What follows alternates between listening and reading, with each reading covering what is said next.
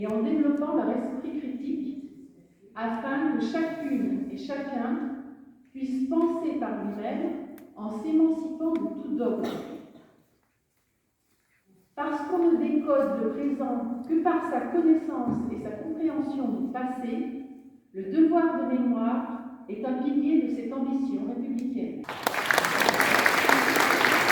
Nous sommes ici pour honorer la mémoire de ceux qui, au péril de leur vie, ont résisté à l'oppression, à l'injustice et à l'humanité durant l'une des périodes les plus sombres de notre histoire.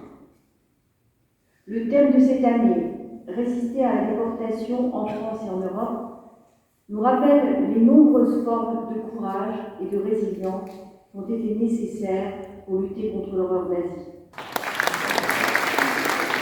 Pour rappeler quelques chiffres que Madame la directrice académique du service de l'éducation nationale a cité tout à l'heure, et qui montrent l'engagement très fort cette année des collégiens et lycéens dans ce concours et qui permettent aussi de mettre en perspective la performance des lauréats.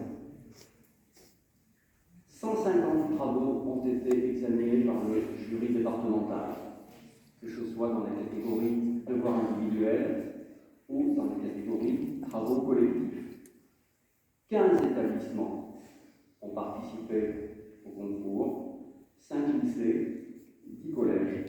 Et ce qui est remarquable cette année, c'est que ces établissements sont originaires des 3 principaux bassins de notre département, c'est-à-dire le bassin moulinois, le bassin montluçonnais et le bassin vichysois. Pour une fois, on a une représentation géographique complète du département, ce qui n'était pas le cas les années précédentes.